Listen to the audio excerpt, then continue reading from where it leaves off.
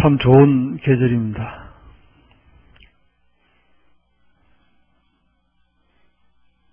겨울보다는 여름을 향해 갈 때 조금 우리 적응하기가 편하죠.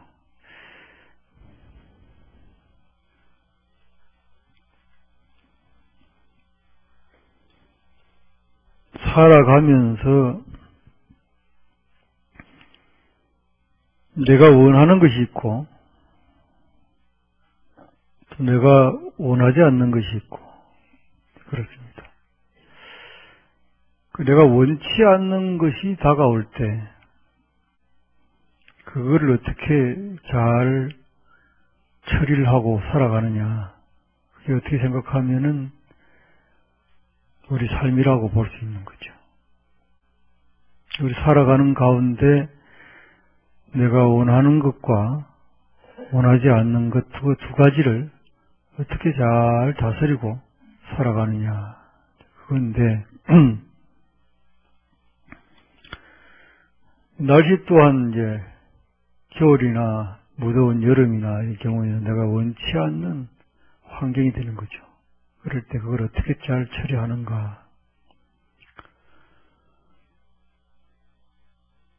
뿐만 아니라 내 몸의 문제도 또 더 깊이 있는 내 마음의 문제도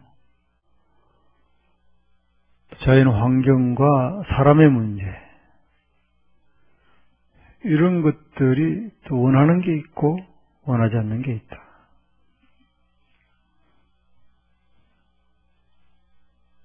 원하는 것을 왜 만들었는가? 우리가 왜 내가 원하는 걸 만들었는가? 내가 원하는 것을 만들지 않았다면은 원하지 않는 것이 없을 텐데, 원하는 것을 만드는 순간부터 원치 않는 것이 만들어졌죠.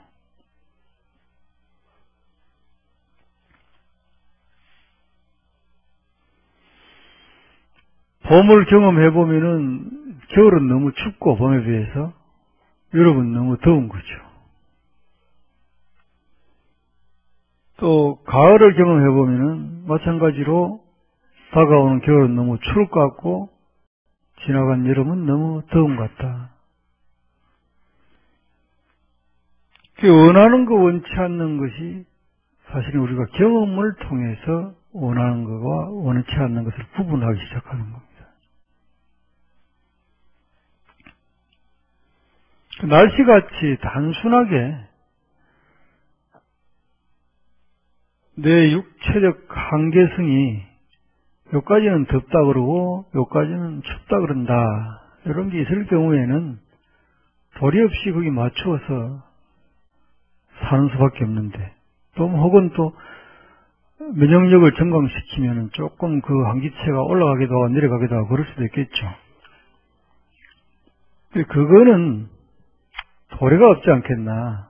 추운 지방에 사는 사람은 추위를 잘 견디고 더운 지방에 사는 사람들은 더위를 잘 견디고, 거기에 비하면은 우리나라 사람은 사철을 잘 견디는 택이죠. 가장 추울 때와 가장 더울 때가 한국은 60도 차이가 날 수도 있습니다. 그거를 이렇게 잘 견디는 택이죠.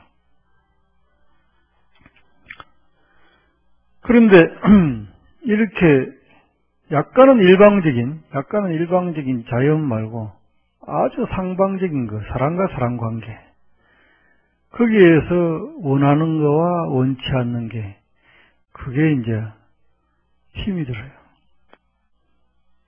근데 따지고 보면은 아주 옛날에는, 말하자면 한 10,000년 전 만년 이전, 그때는 인간들은 사람과의 관계보다는 사람과 자연과의 관계가 훨씬 많았죠. 또 동물과의 관계가 많았고, 그때는 동물과 인간은 경쟁 관계였습니다. 그 인간이 도구를 발명하고 그 도구를 잘 쓰고 또 불을 발견하고 불을 잘 쓰고 이러면서 동물들과의 경쟁 관계에서 우위를 차지하게 됐죠. 그 동물은 인간의 먹이가 되었고, 지금은 명실공히 이 지구상에서는 인간이 가장 강력한 동물이 되었습니다.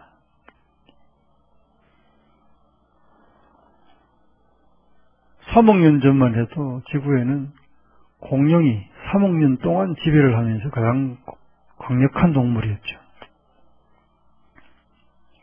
지금은 이제 우리 인간이 되는데, 그렇게 따지고 보면 인간의 욕심 혹은 아까 말한 대로 원코 원치 않는 것 중에서 자연과의 나와의 관계가 아니고 사람과의 간에서 원코 원치 않는 것은 그래 오래지 않은 일입니다.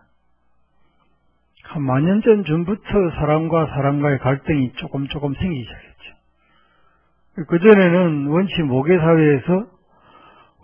사회에서는 인간들은 사이좋게 똑같이 공동 생산을 하고 필요한 만큼 나눠 먹고 살았죠. 그러다가 사냥하다 다치기도 하고 또 음식을 보관하는 기술도 늘어나고 그러면서 거기서부터 아주 원시적인 욕심이 사람에게 생기기 시작합니다. 내가 좀 더 먹어야지. 보관했다 오랫동안 먹어야지.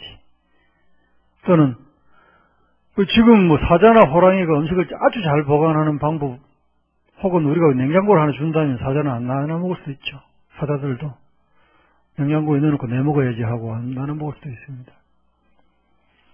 그러니까 사람의 욕심도 불과 한 만년 전부터 이렇게 진화되어 온 거죠. 진화되어 왔는데 일반적으로 다른 것들은 진화되어 오는 과정이 그 에너지라든지 크기가 비슷한데 모양이 좀 바뀌는 데 비해서 우리 인간의 욕심은 그 양이 폭발적으로 변한 거죠. 여러분들도 어릴 때하고 지금하고 욕심을 비교하자면 지금하고 그때하고는 비교 대상이 안 될 겁니다. 한번 5살 때 여러분 욕심하고 지금 여러분 욕심하고는 비교가 안 되겠죠. 그거 역시 개인적으로는 단시간에 변화해 온 거예요. 다시 말해 원래 여러분은 욕심이 없는 사람들이 있습니다. 원래 욕심이 없는 사람들인데 그게 태어나서 만들어진 거예요. 근데 태어나서 만들어진 욕심 때문에 행복하다면 문제가 없는데 태어나서 만들어진 욕심 때문에 불행하다고 한다면은 그 만들어진 과정을 곰곰이 생각해 볼 필요가 있어요. 그 만들어진 과정을 곰곰이 생각해 보면 거꾸로 그 욕심을 버릴 수도 있다는 이야기거든요. 그 욕심을 하나하나씩 놓아갈 때 내 주변에 있는 것들이 내 주변에 있어서 내 것이라고 하는 것들이 전부 다 그 욕심으로 의해서 만들어진 것들입니다. 내 것이라고 하는 것. 그게 다 내 욕심에 의해서 내 주변에 있는 것들이에요. 그런데 그거 욕심 하나 부리고 갖다 놓고는 그 욕심이 사라진 게 아니고 채워진 게 아니고 또 다른 욕심이 생기고 또 하나 갖다 놓고 또 다른 욕심이 또 하나 끊임없이 나는 내 주변에 내 것을 내 욕심을 통해서 많이 갖다 놨단 말이에요. 그러면 내 마음이 내 것을 갖다 놓은 것만큼 흡족하고 많은 만큼 더 행복해졌느냐? 이상스럽게도 내 마음은 내 것이 많은 것만큼 그 깊이만큼 허전하고 더 많은 욕심을 갖게 된다. 이게 욕심의 특징이다. 욕심은 갈구하면 갈구할수록 채우면 채울수록 더 깊어지고 더 넓어진다. 지금 내가 뭐 원하는 게 있다면 그 원하는 것을 만약에 채우려고 해서 채운다고 한다면은 그거로 끝나는 것이 아니고 아마 더 깊은 더 넓은 욕심을 또 갖게 될 겁니다. 반대로 그 과정을 깊이 연구해서 욕심을 한번 놔보자. 하나둘 놔버리면은 욕심에 의해서 내 주변에 있는 것들이 욕심이 사라졌기 때문에 필요 없는 것들이 될 가능성이 크죠. 필요 없는 것들이 될 때 그걸 남는 거라고 말을 합니다. 내 욕심을 채우고 남은 것들이죠. 남은 것들은 나눠줄 수가 있는 거죠. 남은 것들은 남들에게 나눠줄 수 있는데 남들도 욕심에 의해서 달라고 하겠죠. 남들도 욕심에 의해서 그걸 날 달라고 할 텐데 나는 과거에 내 욕심 때문에 그것을 가졌다가 이제는 그걸 채우는 바람에 이것도 갖게 됐고, 그걸 채우는 바람에 이것도 갖게 되었다. 근데 내가 마음만 내면 내한테 오면 참 좋은 일이지만은, 내 마음을 내고 욕심을 채우려면 노력을 해야 된다. 그 노력하는 과정이 이제 말하자면 고생하는 거죠. 고를 생산하는 거죠. 열심히 노력해서 그거를 딱 갖다 놓고 내 것을 만들었더니 배불리 없더라 이거죠. 밥을 하나 먹으려고 해도 여러 가지가 필요합니다. 조건이. 무엇을 하나 하려고 해도 여러 가지 조건이 필요해요. 그 조건을 다 갖추는 데는 매우 힘이 들죠. 오늘날 현대인들이 만들어놓은 인간의 평균적인 조건이 뭘까요? 집도 있어야 되고, 결혼도 해야 되고, 자식도 있어야 되고, 자식들은 대학 나와야 되고, 또 뭐 연금 적당히 나와야 되고, 뭐 이런 평균치 있죠. 그 평균치를 유지하려고 하면은 아주 고생을 합니다. 따라서 지구 위에 사는 사람들이 가령 옛날에는 하루에 1km를 걸어갔다면은 지금은 10km를 걸어야 유지가 가능한 꼴이 된 거죠. 요즘 말로 하면 런닝머신이, 사람이 걷고 있는 런닝머신이 시속 8km로 되던 시대에서 시속 80km 계속 뛰어만 유지되는 시대로 바뀌었다는 거죠. 인간의 수명은 길어지고, 이제는 인간에게 영양실조를 벗어나서 영양이 가득 차고 영양이 남아 돌아가지고 비만이 병이 된 시대가 되었습니다. 이 시대에 우리 욕심은 더 한이 없는 거죠. 현재 여러분들이 바라고 있는 그 모든 것들이 그 무엇이라 하더라도 결국 그 욕심은 여러분을 행복한 상태로 가져갈 수는 없다. 그걸 채우고 나면 여러분은 또다시 거기에 걸맞는 그 다음 욕심을 원하게 될 것이다. 또 이상스럽게도 그 다음 것을 채우고 나면은 그 다음에 사람들이 나 옆에 오게 되고 그 사람들이 사는 모습을 보면서 나는 또 다른 경험을 통해서 또 다른 욕심을 생산하고 만들어낸다.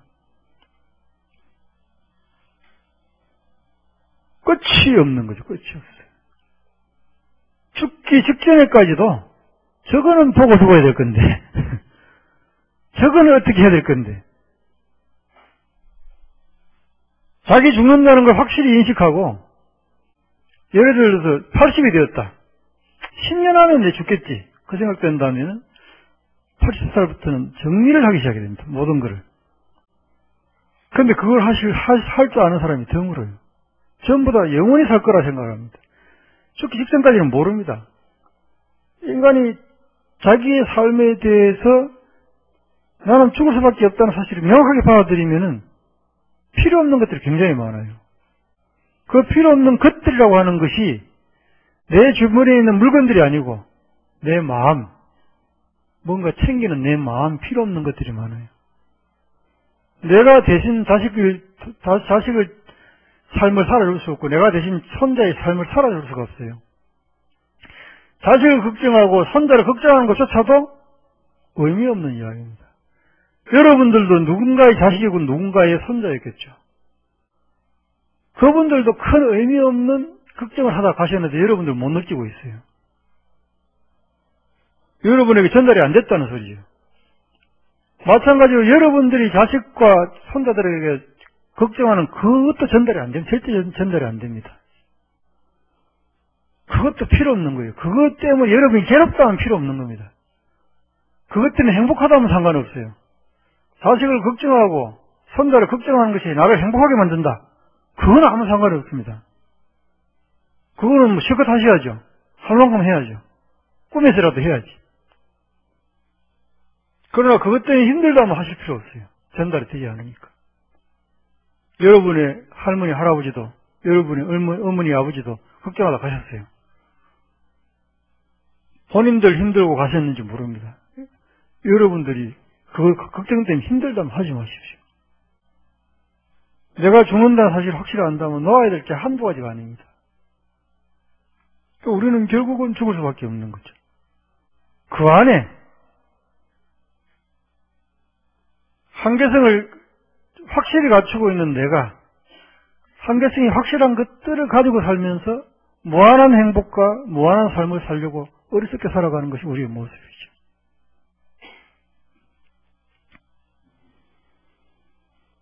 부처님께서 이 달에 오셔가지고 깨달으신 달입니다.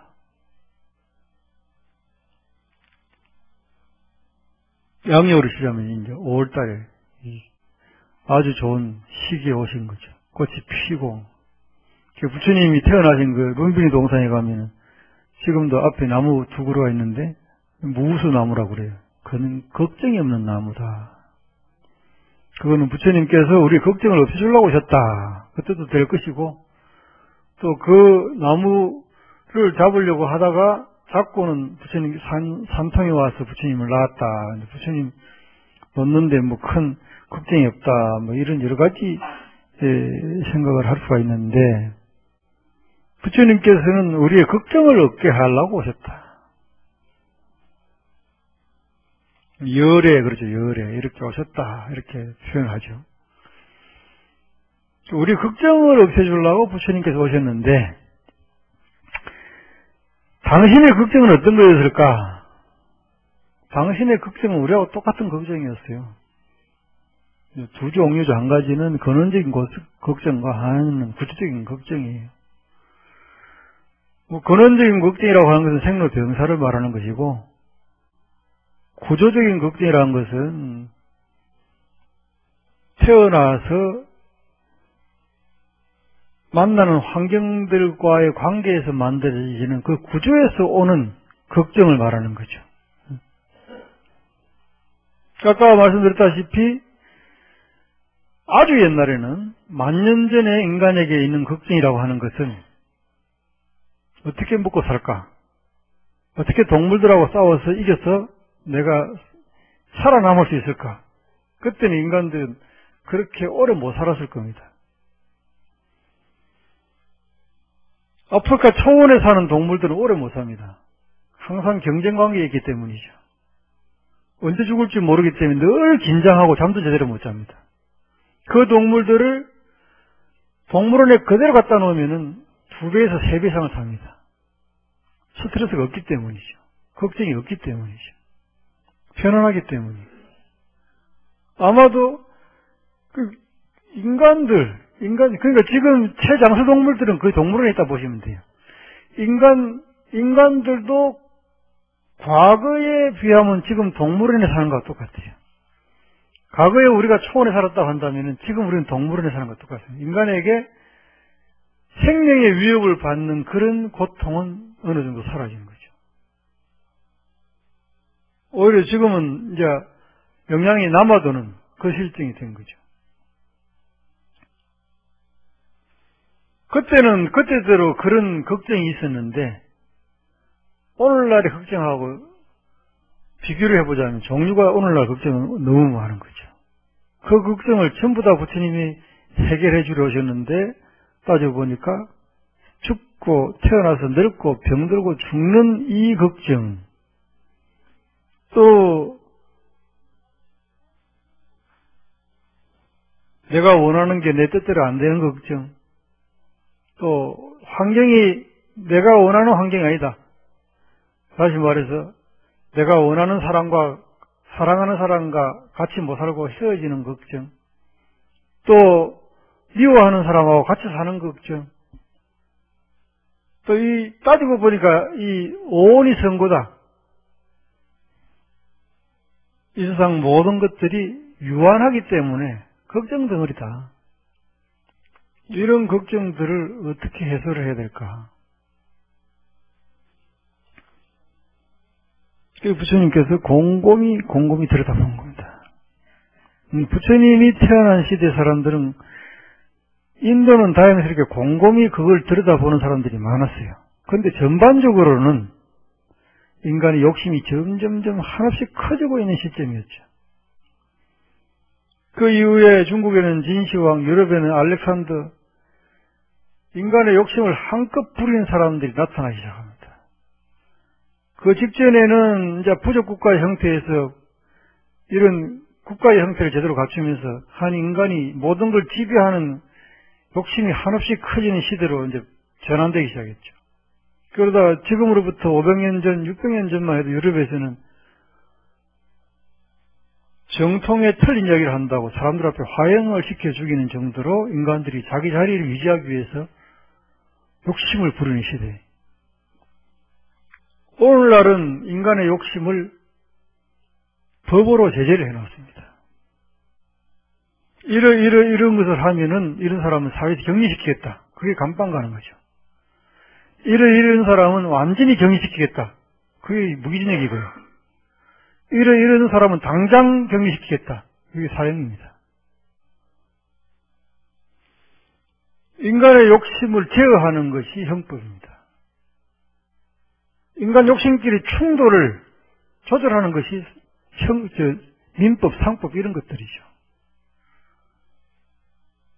왜 이런 걸 만들었을까? 인간은 욕심이 충돌하면 서로 평화가 깨진다는 사실을 알았기 때문에 인간들이 서로 안 다치려고 이런 법들을 만들어낸 거죠. 부처님께서 곰곰이 생각해 보니까 전부 다 욕심을 통해서 욕심을 채워가면서 행복을 추구하고 있는데 부처님은 역으로 생각해 봤어요. 왜 인간에게 이런 욕심이 만들어졌을까? 그 욕심을 통해 인간은 과연 행복한가? 그걸 깊이 들여다보니까 그 욕심은 정해진 것이 아니고 내가 정한 것이다. 그 욕심은 정해진 것이 아니고 내가 정한 것이고 내가 정한 내 욕심에 내가 묶여서 괴로워한다. 자성자박이란 말도 있죠. 그것 때문에 내가 힘들어하기 때문에 나를 조절한다고 하는 것이 매우 중요하구나. 인생을 살면서. 나를 조절한다고 하는. 그럼 나는 뭘까? 나는 내 몸과 내 마음을 나라고 하는데 그 중에서 내 몸은 영원하지가 않고 어머니 뱃속에서는 어머니 먹은 게 내가 됐고 어머니 뱃속에 나와서는 내가 먹은 게 내가 됐고 내 마음은 동시에 갖춰져 있는 마음이었지만 경험하면서 마음의 양이 마음의 형태가 달라졌다. 아까 말했지만 어릴 때는 욕심이 적었는데 경험하면서 욕심이 많아졌잖아요. 그 내 몸도 내 마음도 내가 만들어가는 것이기 때문에 이게 조절 가능한 거다. 그런데 당시에 사람들이 생각하기를 영원한 내 마음이라고 하는 것, 영원한 나라고 하는 게 있을 것이다. 그게 인도 사람들의 생각은 아뜨만이에요. 서양 철학이 나중에 이성이라는 이런 말도 쓰고 그렇죠. 변하지 않는 나라고 하는 그 무엇이 있을 것이다. 그런 생각했는데 부처님이 끝까지 들어가 보니까 없어요. 그거는. 끝까지 수행을 해서 끝까지 궁구해 보니까 그런 나는 없다는 게 부처님의 결론입니다. 그게 부처님의 아나뜨만 이라뜨만 무아론이에요. 무아론. 그런 나는 없다. 그런 내가 없어서 얼마나 속 시원한지 모른다. 지금은 여러분에게 어쨌건 여러분이 만들어낸 내가 있죠. 어머니 뱃속에서도 여러분이 거부했으면 그걸 못 먹었을 거예요. 거부했지 않았기 때문에 살아남겠다는 생각 가지고 어머니 탯줄을 통해서 뭔가 양분을 흡수해서 여러분 몸을 만들었고 나와서 가르쳐주지 않았지만 나오자마자 어머니 젖을 빨기 시작했습니다. 그리고 그 다음부터 여러분 먹는 걸 찾기 시작해서 여러분 먹은 것이 여러분이 되었으니까 결국은 설명할 수 없는 여러분의 욕심이 여러분 몸을 만들어간 거죠. 한 끼 안 드셔도 허전하시죠? 그 이유가 뭐냐면 여러분이 여러분을 유지하겠다는 욕심 때문에 그렇습니다. 그 다음에 여러분 마음을 만들어간 겁니다. 지금까지. 지금 내 마음이 왜 이런 거 아무한테 물으면 안 돼요. 지금 내 몸이 왜 이런 거 아무한테 물으면 안 돼요. 자신한테 물었어요. 내가 왜 나를 이렇게 만들었을까 말을 해야 됩니다. 지금 욕심 많은 내가 영원하다면 얼마나 끔찍한 일입니까? 다시 태어나도 지금 유지하려고 얼마나 노력하겠어요. 아침이 되면 씻어줘야 되고 머리도 빗어줘야 될 것이고 잠도 재워야 될 거고 밥도 먹어야 될 거고 밥 먹는 건 수월한 일이지만 밥 하는 건 어렵죠. 귀찮은 일이고 설거지 하는 것도 귀찮은 일이고 그럼 나자마자 무슨 뭘 잔뜩 갖고 나와가지고 내가 주문하는 대로 뭐가 다 해결된다 모르지만은 산다는 그 자체가 별것도 아니 하루 3끼 먹는데 만들고 먹고 치우고 만들고 먹고 치우고 만들고 먹고 치우고 그거 반복하고 살아가는 거예요. 그게 얼마나 고통스러워요. 이게 영원하다면 여러분이 하겠습니까? 잠시 한다 하니까 하는 거지. 길어야 한 90년 한다 하니까 한번 해보는 거지. 앞으로 3만 년이 살아야 된다면 아마 주부들 밥할 사람 없을 거예요. 아이고, 3만 년 또 밥해야 된다고? 나 안 할란다 그럴런지 모르지. 한 몇십 년 하다 간다 하니까 해볼만 한 거지. 여러분 걱정 마십시오. 그런 영원한 나는 없습니다. 여러분이 만든 내가 있는데 여러분이 만든 나를 본래대로 돌리는 방법이 있어요. 본래대로, 원래 처음으로 돌리는 방법이 있다. 그게 이제 불교에서 말하는 깨달음을 향한 수행이죠.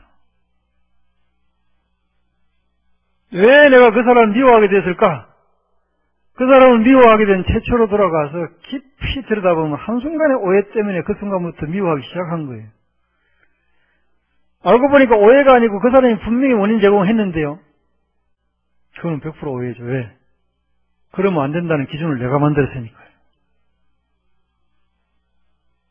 애초에 그 사람이 나는 잘못한 건 분명해요. 그러면은 그 잘못이라는 기준을 당신이 만들었지 않았냐? 아닌데 우리 엄마가 만들어줬는데요. 우리 아버지가 만들어줬는데 초등학교 때 선생님이 그러라고 그랬는데요. 이 세상 사람들이 그러라고 그랬는데요. 이 세상 사람들이 다 그렇게 못 살기 때문에 법을 만들고 다 그렇게 못 살기 때문에 그래 하라고 강조하는 겁니다. 이 세상 사람들이 전부 착하게 산다면 왜 착하게 살라는 말을 하고, 이 세상 사람들이 법을 다 지키는 만큼 전부 다 성숙한 사람들이고 높은 도덕률을 가지고 있다면 법이 왜 필요하겠습니까? 그걸 하지 않기 때문에 기준을 만드는 것뿐이에요. 그게 사라졌다면 이 세상 모든 사람들은 다 다른 모습으로 산다는 이야기죠. 다 다른 모습으로 살아야 올바른 사람들에게 내가 배운 기준을 그때 적용한 겁니다. 그걸 적용해가 그 사람 나쁜 사람으로 생각한 거예요.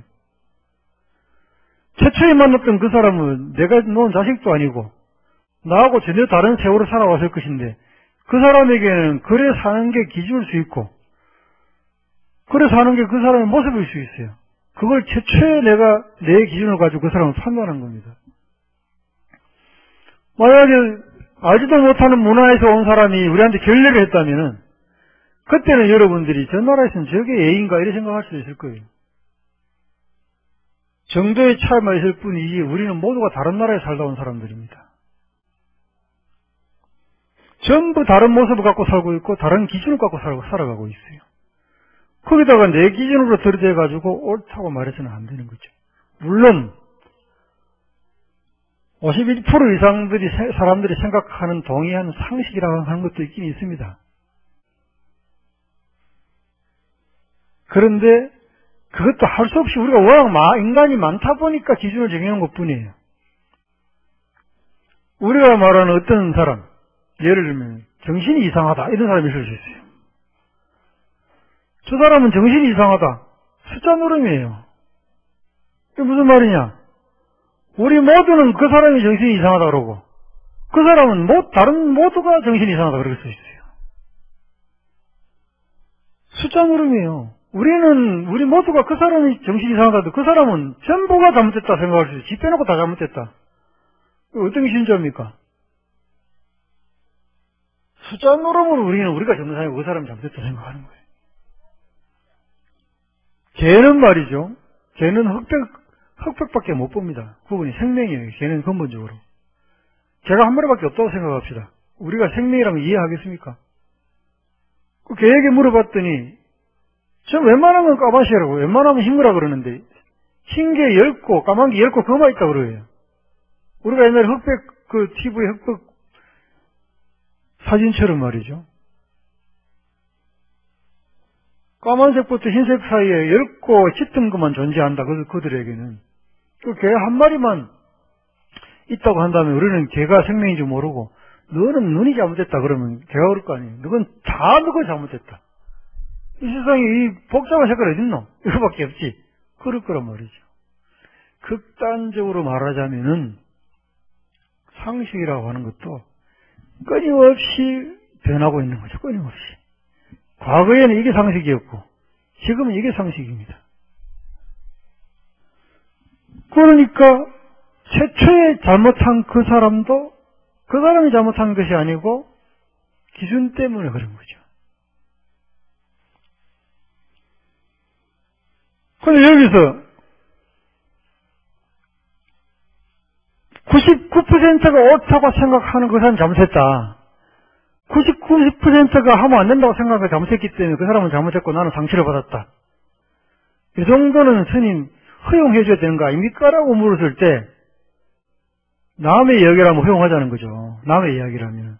근데 너의 이야기라면 그것 때문에 상처를 받았지 않았느냐. 짧지 않은 세월 상처 안 받고 사는 게 최고인데 네한테는 100%의 일이다. 그럴 때는 네가 내 상처가 내 기준이 잘못됐다고 생각하는 것이 1%라도 내가 그거를 생각하는 게 옳다. 그래야 이게 문제가 해결이 된다는 거죠. 개 한 마리가 야 니만 흑돼이고 나머지는 총천연색이다. 네가 우리를 이해해라. 이럴 수는 없는 거라는 거죠. 개한테 그게 전부예요. 개한테 문제를 해요. 개한테도 맞아 흑백이야. 이럴 때 문제 해결된다는 거죠. 피할 수 있는 거라면 피하고 던져버릴 수 있는 거면 던지면 됩니다. 그러나 피할 수 없는 것이라고 한다면 해결해야 돼요.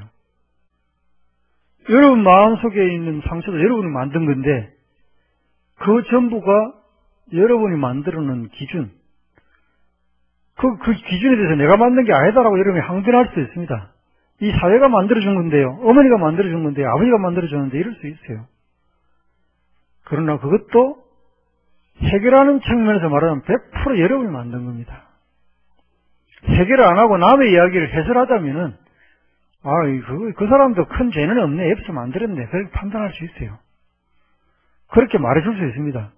중간자의 입장에서는 그렇게 말해줄 수 있어요. 자기 입장에서 그게 100%의 일이잖아요. 1%의 일이 아니고 100%의 일이라면 자기가 자기 문제 해결한다면 그건 내 책임이다 하는 것이 해결이 된다는 거죠. 부처님이 곰곰이 생각해 봤어요. 과거에 있었던 모든 것들이 모여서 우리 삶이 이루어지는데 100만 년 전부터 지금까지 이어진 삶이 우리 삶을 지탱하게 해주고 이 사회를 만들어 간 겁니다. 인간의 문화가 그렇게나 될까요? 그렇습니다. 저 자연은 단 한순간도 단절이 없었어요. 저 자연은 한순간도 단절 없이 100만 년 전부터 변해온 모습이 저 모습입니다. 우리 인간의 모습도 자연과 더불어서 단 단절 없이 계속 변해온 게 지금 모습입니다. 지금 모습만 딱 떼가지고 따로 인간의 모습이다 말할 수 없어요. 우리의 모습은 다음의 모습을 결정하는 모티브가 될 겁니다. 끊임없이 변하는 과정 속에 있는 거죠. 그걸 부처님이 명확하게 봐. 그게 연기입니다. 그게 연기예요. 이것이 있으므로 저것이 있고 저것이 이거 있다. 혼자 따로 독립된 그 모습은 존재하지 않는다. 우리는 모두 상호 보완적으로 살아가고 서로의 연관을 갖고 살아간다. 따라서 극단적으로 말하면 이 세상에 나 아닌 것들은 아무것도 없다. 전부 나와 연결되어 있다. 거기서 이 사회, 이 세상 모든 문제를 다 내가 해결하는 것은 별 의미가 없기 때문에 내 문제만을 해결하더라도 모두 연결되어 있다는 사실을 연관성 속에서 보는 것이 내 문제를 해결하는데도 정답이 될 수가 있다. 현재 여러분이 가지고 있는 고통, 현재 여러분이 가지고 있는 미래에 대한 걱정과 바램, 어느 누구라도 만들으라고 말한 적도 강요한 적도 없습니다. 여러분이 허용한 것이고 여러분이 결정해서 여러분이 만든 거죠. 그걸 곰곰이 들여다보면 나는 다른 사람하고 다르다 생각하시고 다른 사람이 저리 사는데 굳이 내가 저리 살 필요가 없다. 내 거 필요 없는 것들을 하나하나 정리해 나간다면은 그야말로 나만이 주인공 된 삶을 살 수가 있어요. 남 따라 살 필요는 없다는 거죠. 남이 장에 가니까 따라 장에 가야 될 필요 없고 남이 저 정도로 누리고 사니까 나도 저 정도 누려야 되겠다. 그럴 필요도 없다는 겁니다. 내가 좋아하는 거 한 가지 따로 하는 것도 좋습니다.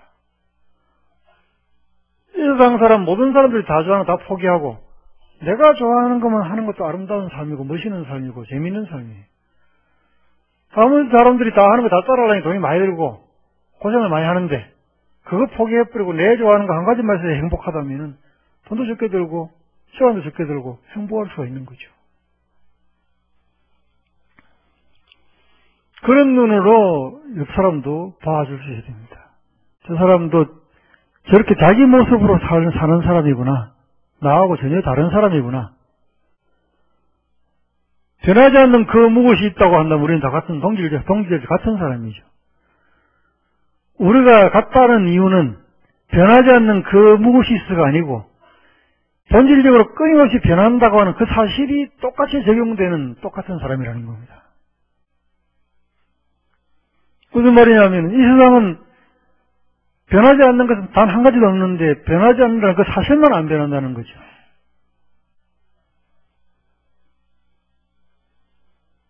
모두가 똑같다는 이야기는 모두 다 똑같이 어떤 환경에서든 영향을 받고 살아간다는 그 사실이 똑같다는 거지 변하지 않는 그 무엇으로 똑같다는 이야기는 아니에요.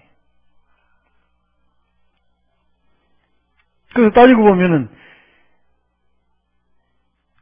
서로 다른 꽃들이 서로 다른 그 무엇 향기와 모습을 가지고 있듯이 그에 따지고 보면 우리 모두가 지구 위에서 핀 꽃들이 인간들도 지구 위에 핀 꽃들이 인간들인데 인간들이 모두 다른 모습으로 다른 향기를 내야 정상입니다. 그런데 내 것이라고 내 품에 들어왔다고 나하고 똑같은 모습, 똑같은 향기를 내야 된다 생각하면 착각이라는 거죠. 우리 집에도 각기 다른 모습과 각기 다른 향기를 내는 네 송이의 꽃이 피어야 정상이라는 거죠. 그거를 인정하고 살아갈 때 서로 힘이 들지 않고 구조적인 고든, 근원적인 고든, 구조적인 걱정이건 근원적인 걱정이건 사라질 수가 있다는 겁니다.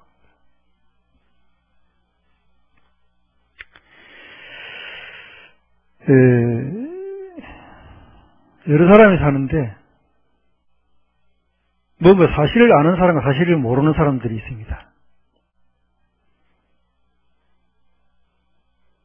밤에 밖에 있는 게 지푸라기인지 뱀인지 아는 사람이 있고 모르는 사람이 있을 수 있고 천둥과 번개가 치는데 이미 번개 칠 때 끝났는데 천둥 칠 때 놀라는 사람 그런데 번개 칠 때 끝났다는 사실을 아는 사람 이렇게 사실을 아는 사람과 모르는 사람은 섞여 살 수밖에 없어요.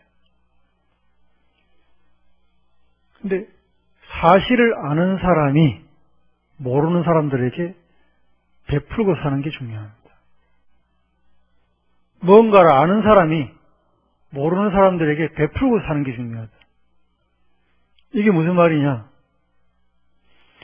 지가 양보를 해야 내가 양보를 하지 이 말은 하지 말아라는 거죠. 아는 사람이 양보하고 살아가는 거예요. 아는 사람이 베푸고 살아가는 거예요. 사실을 아는 사람이 베푸고 살아가는 거예요.